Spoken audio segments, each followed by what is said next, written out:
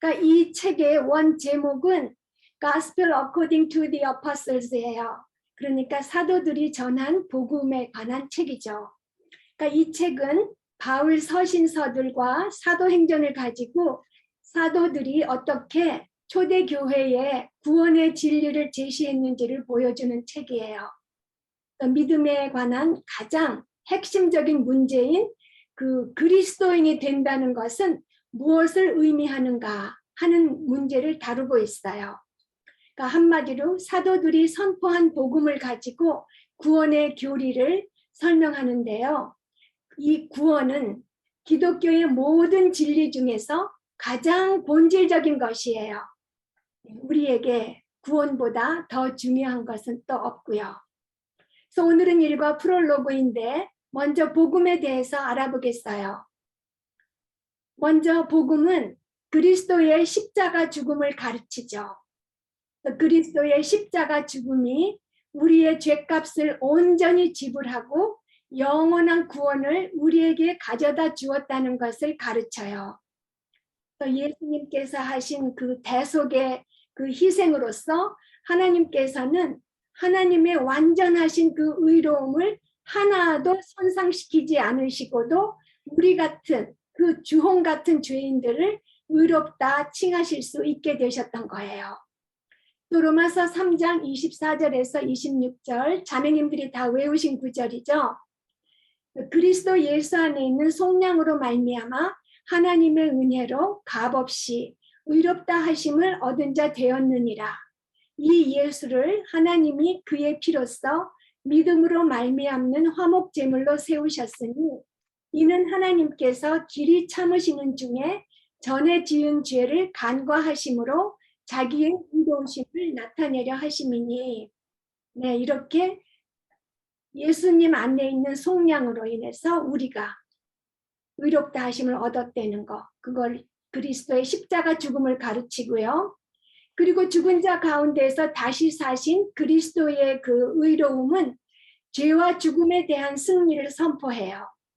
고린도전서 15장 54절에서 57절을 보면 이 썩을 것이 썩지 아니함을 입고 이 죽을 것이 죽지 아니함을 입을 때에는 사망을 삼키고 이기리라고 기록된 말씀이 이루어지리라. 그리고 57절에 우리 주 예수 그리스도로 말미암아 우리에게 승리를 주시는 하나님께 감사하노니 이렇게 말씀하셨어요. 그러니까 복음은 그리스도의 십자가 죽음을 가르치고요.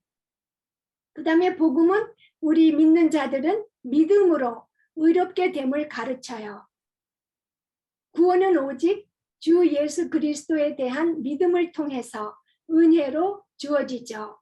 에베소서 2장 8절에서 9절 말씀을 보면 너희는 그 은혜에 인하여 믿음으로 말미암아 구원을 얻었나니 이것은 너희에게서 난 것이 아니요 하나님의 선물이라. 행위에서 난 것이 아니니 이는 누구든지 자랑하지 못하게 하려 함이라. 이렇게 말씀하셨어요. 그러니까 복음은 믿음으로 의롭게 되는 것을 가르치고 계세요. 그리고 복음은 세 번째로 죄인들은 선행으로 하나님의 은혜를 얻을 수 없다고 가르쳐요. 우리가 받는 구원도 하나님의 은혜도 우리가 하는 선한 행위를 통해서 살 수 없어요. 그러니까 로마서 8장 8절에 육신에 있는 자들은 하나님을 기쁘시게 할 수 없다고 하잖아요. 우리가 육신에 있을 때에 어떤 선한 행위를 해서 하나님을 기쁘시게 해가지고 그 구원을 받을 수 있겠어요? 절대로 없죠. 죄인들이 선행으로 하나님의 은혜는 절대로 얻을 수 없어요. 그리고 네 번째로 복음은 구원에는 전제 조건이 없다고 가르쳐요. 하나님께서는 사람들에게 구원을 받기 위해서 어떤 선행을 해라, 어떤 공로를 요구하지 않으세요. 또 구원의 전제 조건으로 악을 버려라, 이런 자기 개선을 요구하지도 않으세요. 그저 자신의 죄를 회개하고 주님의 이름을 부르는 자는 구원은 얻는 거예요. 그리고 다섯 번째로 복음은 영생이 하나님의 선물이라고 가르쳐요. 영생은 하나님께서 주시는 공짜 선물이에요. 로마서 6장 23절에 보면 죄의 삭은 사망이요 하나님의 은사는 우리 그리스도 예수 우리 주 안에 있는 영생이니라 하셨어요. 거기서 그 하나님의 은사는 그게 하나님의 선물은 그런 뜻이에요. 그리고 여섯 번째로 복음은 즉각적인 칭의를 가르쳐요. 믿는 자들은 단 하나의 의로운 행위를 하기 전에 온전히 즉각적으로 의롭다 하심을 얻어요. 에베소서 2장 10절에 우리는 그가 만드신 바라 그리스도 예수 안에서 선한 일을 위하여 지으심을 받은 자니 이 일은 하나님이 전에 예비하사 우리로 그 가운데에서 행하게 하려 하심이니라.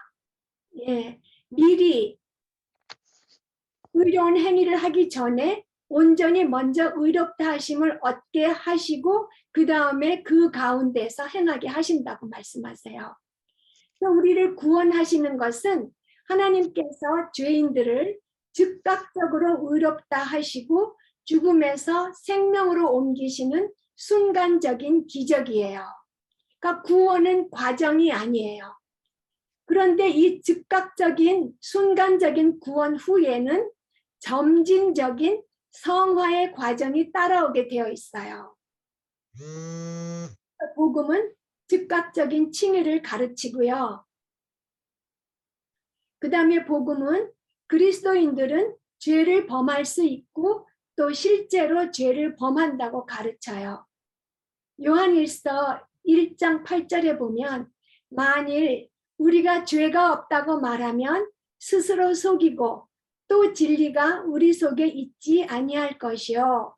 그리고 10절에 보면 만일 우리가 범죄하지 아니하였다 하면 하나님을 거짓말하는 이로 만드는 것이니 또한 그의 말씀이 우리 속에 있지 아니하니라 라고 하세요. 신실한 그리스도인들도 육체 안에 있는 죄와 끊임없이 치열한 투쟁을 하죠. 그러니까 진정으로 믿는 자들도 때로는 끔찍한 죄를 짓기도 해요. 우리가 잘 아는 다윗이 그랬죠. 그래서 복음주의는 지금 말씀드린 그 7가지 십자가의 공로와 믿음으로 말미암은 의롭다 하심, 그리고 선행으로 구원을 받을 수 없다는 거, 그리고 구원의 전제 조건이 없다는 거, 그리고 영생은 선물이라는 거, 그리고 즉각적으로 우리는 칭의, 의롭다 하심을 받는다는 거, 그리고 믿는 자들과 믿는 자들이 계속 죄를 짓는다는 것에 대한 그런 교리를 믿어요. 그런데 예수님의 주 되심을 인정하든지 안 하든지 이 7가지는 다 믿어요. 그런데 지금 말씀드린 7가지만 믿어서는 충분하지가 않아요. 그래서 반쪽 복음, 우리를 구원할 수 없는 복음을 알아보겠어요. 성경 전체를 통해서 복음의 중심에는 예수님의 십자가를 믿을 뿐만 아니라 이 죄인들이 자신의 죄를 회개하고 예수님의 주 되심에 복종해야 하는 것이 포함되어 있어요. 복음의 중심에는 예수님의 십자가를 믿을 뿐만이 아니라 죄인들이 자신의 죄를 회개하고 예수님의 주 되심에 복종해야 되는 것이 포함되어 있어요. 근데 이게 지금 화면이 자꾸 이상하게 되는데 이게 어떻게 해야 되는지 모르겠어요.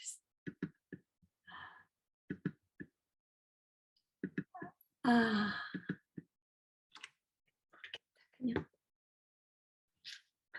예. 그리고 대부분의 그 위대하신 그 종교 개혁자들도 그리스도의 주 되심이 복음의 핵심이라고 가르쳤어요. 오히려 주 되심을 부인하는 복음, 요즘에 유행하는 그 복음이 옛날부터 있어 왔던 복음이 아니라 최근에 20세기에 와서 일어난 주장이에요. 잠깐만요. 예. 예, 주되심을 부인하는 복음이 최근 20세기에 와서 일어난 주장인데요.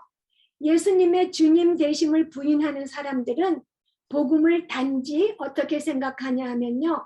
그리스도께서 죄인들을 위하여서 십자가에서 죽으셨다는 사실에만 국한시켜요.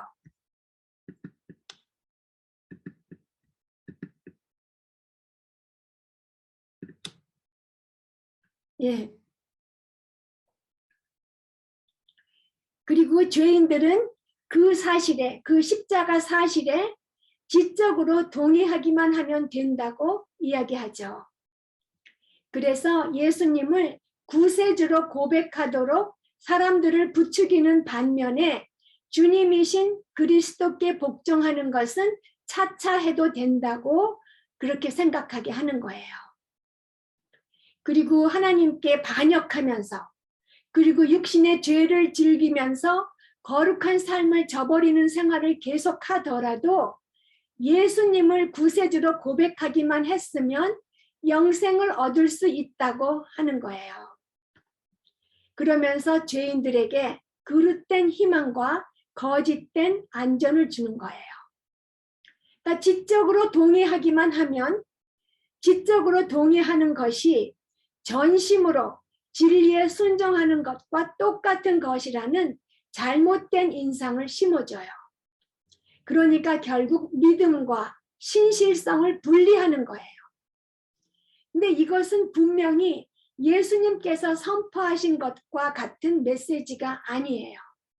믿음의 믿음과 신실성을 분리해서 그냥 구세주로만 믿고 주님으로 믿지 않아도 된다고 하는 것은 예수님께서 선포하신 것과 같은 메시지가 아니에요. 살아계신 그리스도께 대한 그 헌신 없이 단순히 복음에 대해서 지적으로 동의만 하는 것은 성경에 근거해 볼 때 반쪽 믿음이고 구원할 수 없는 믿음이에요. 그래서 이렇게 단순히 동의만 하면 된다고 하는 것은 거짓된 회심만 조장하게 되는 거죠. 거짓된 회심을 조장하게 되는 것이에요. 결국 이거는 구원 얻는 믿음이 아니죠. 그러면 구원 얻는 믿음을 알아보겠어요. 구원 얻는 믿음은 십자가의 공로, 그리고 믿음으로 말미암은 의롭다 하심, 선행으로는 구원을 얻을 수 없다는 것, 구원의 전제 조건이 없다는 것, 그리고 영생은 선물이라는 것, 그리고 즉각적으로 칭의를 받는다는 것, 그리고 믿는 자들도 죄를 짓는다는 그런 교리를 믿을 뿐만이 아니라 죄인들이 자신의 죄를 회개하고 예수님의 주 되심에 복종해야 한다는 것이 포함되어요. 그러니까 예수님의 주님 되심에 복종하는 것이 복음의 중심이고 우리를 구원하는 믿음이죠. 마가복음 8장 34절에 보면 누구든지 나를 따라오려거든 자기를 부인하고 자기 십자가를 지고 나를 따를 것이니라고 하셨어요. 그리고 누가복음 6장 46절에 보면 너희는 나를 불러 주여 주여 하면서도 어찌 나의 말하는 것을 행하지 아니하느냐 라고 하셨어요. 예수님을 구세주로만 믿고 주님으로 믿지 않는다면 그것은 그냥 주여 주여 하면서 하나님 예수님께서 인정하지 않는 그런 사람일 뿐이에요. 그리고 누가복음 9장 23절에 보면 누구든지 그리스도를 섬기고자 한다면 자기를 부인하고 날마다 제 십자가를 지고 좇아야 한다고 하셨죠.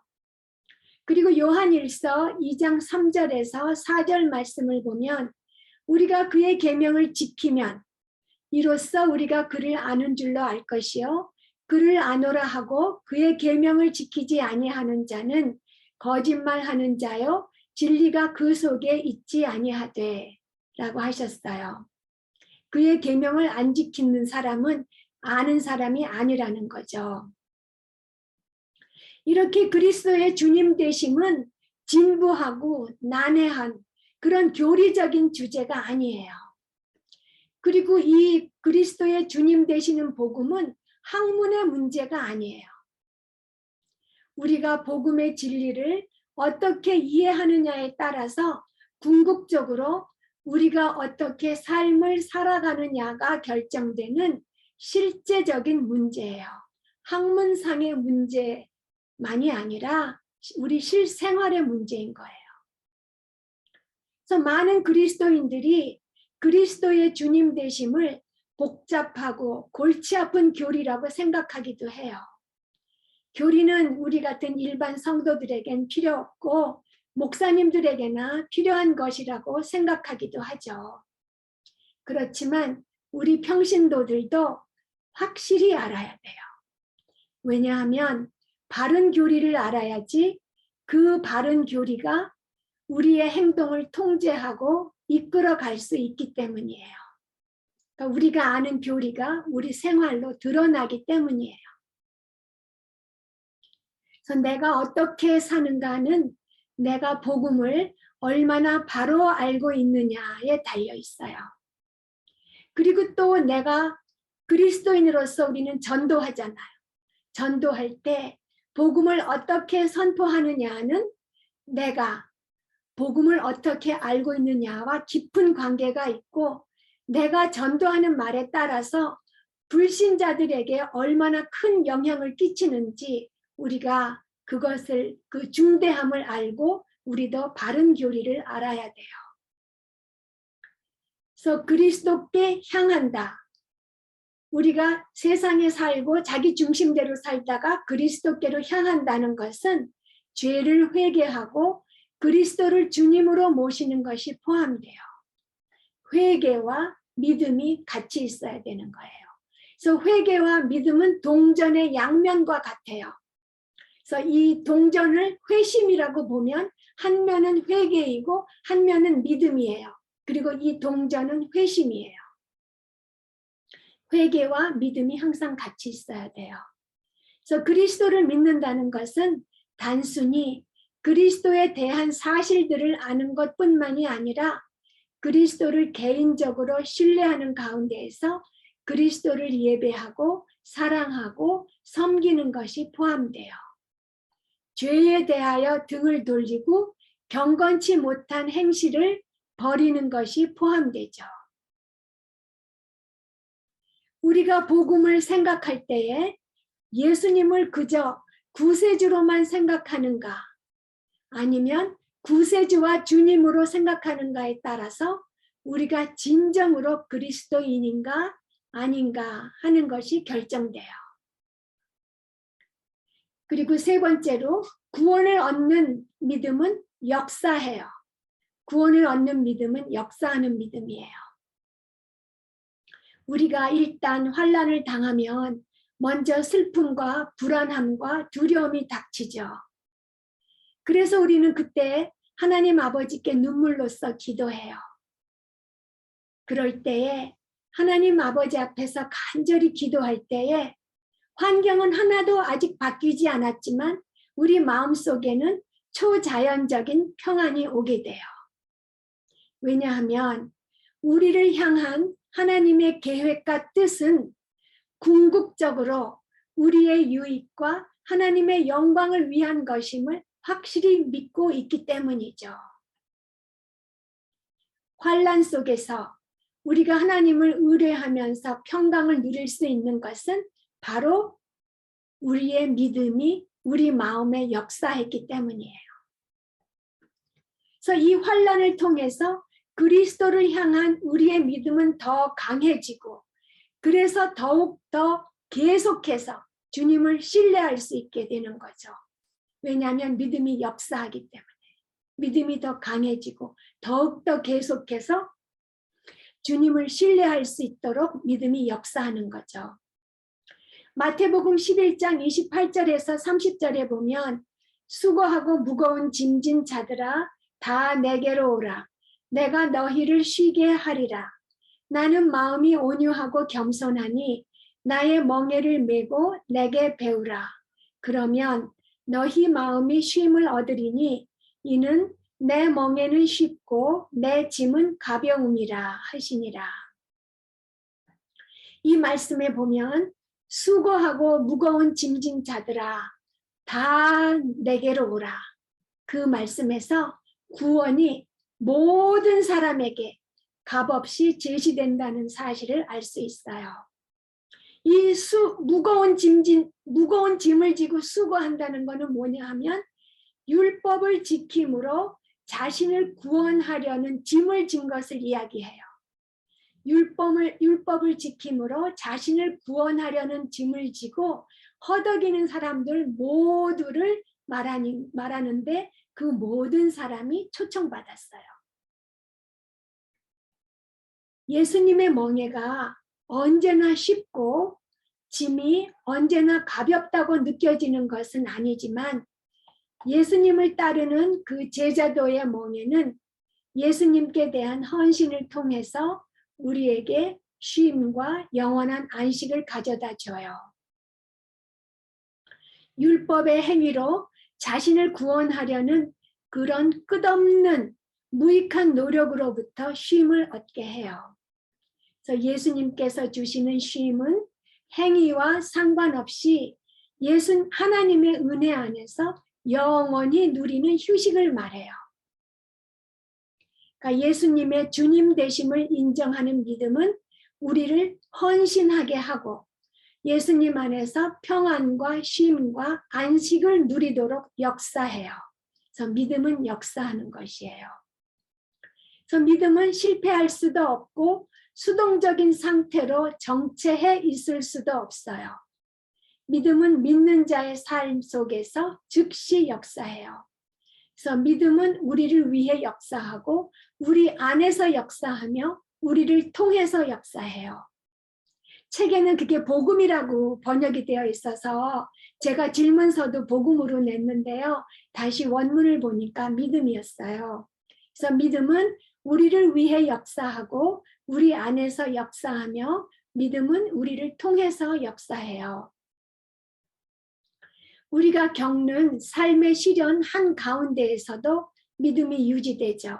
왜냐하면 믿음이 역사하기 때문이고 또 그 믿음이 우리를 또 유지해요. 그래서 믿음은 삶의 어려움과 우리가 직면하도록 우리를 이끌어가고 우리가 삶의 슬픔을 통과하도록 우리를 이끌어가요. 이렇게 믿음이 역사하기 때문에 우리는 초자연적인 평강을 그 영적인 안식을 누릴 수 있는 거예요.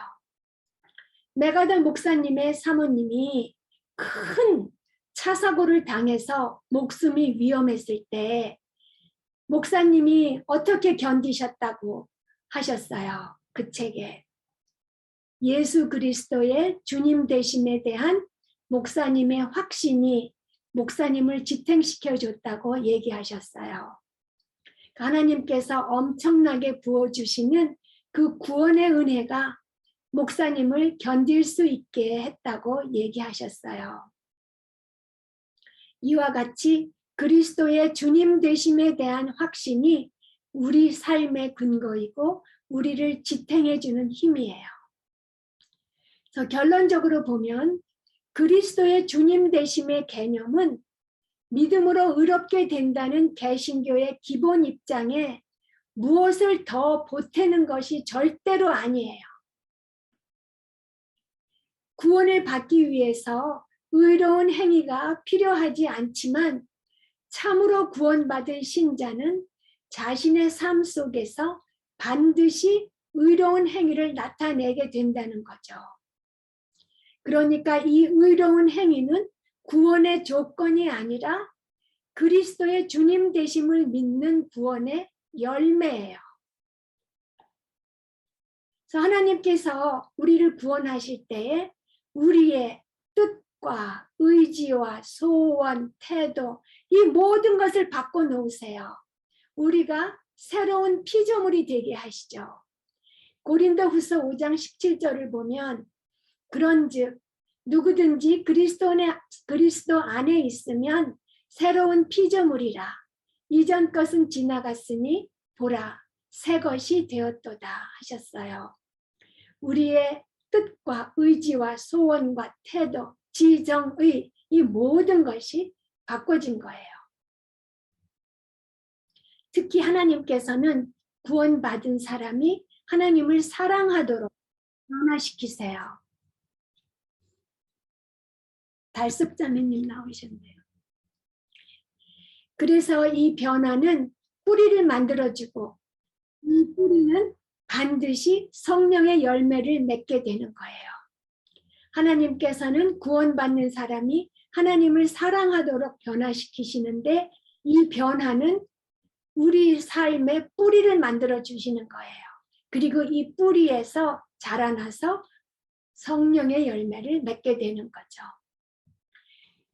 그리고 주 대심의 그 구원은, 주님 대신 구원이라는 것은 죄를 회개하고 그리스도를 믿고 그리스도께로 회심은 하였지만 주님 되심을 충분히 이해하지 못한 사람들의 그 구원의 여부에 대해서 단정적으로 아니다 라고 하는 것은 아니에요. 분명히 사람에 따라서 이해의 정도가 다를 수가 있죠.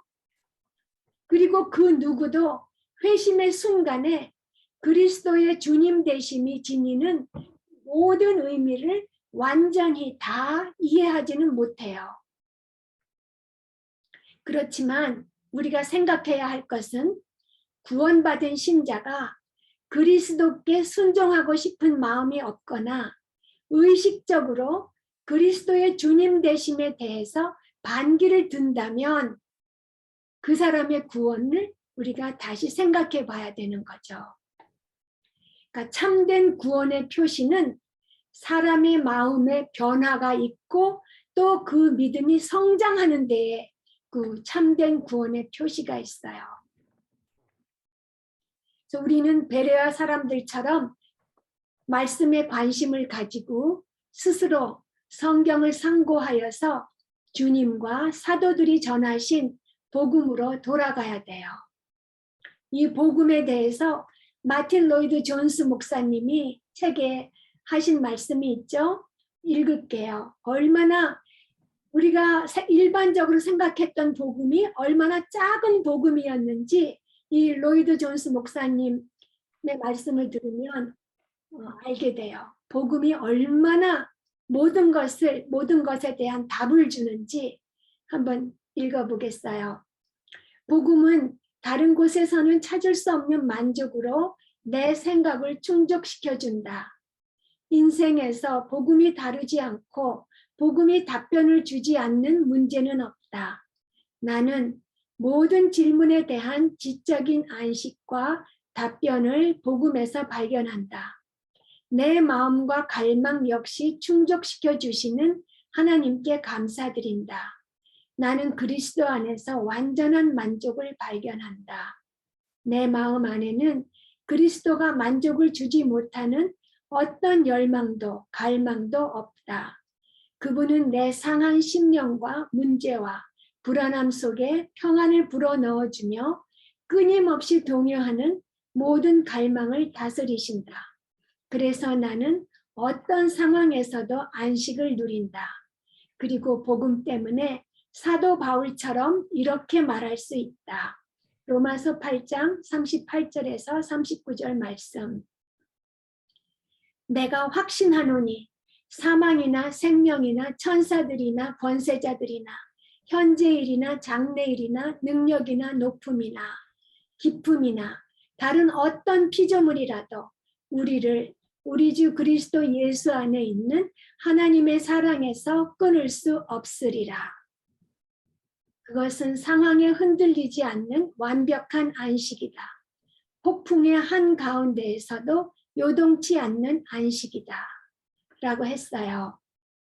그래서 우리가 이 책을 마칠 즈음에는 우리 모두 자라나서 마틴 로이드 존스 목사님처럼 복음 안에서 구원의 확신과 감사와 평강이 넘치게 되기를 바랍니다. 아멘. 기도하시겠습니다.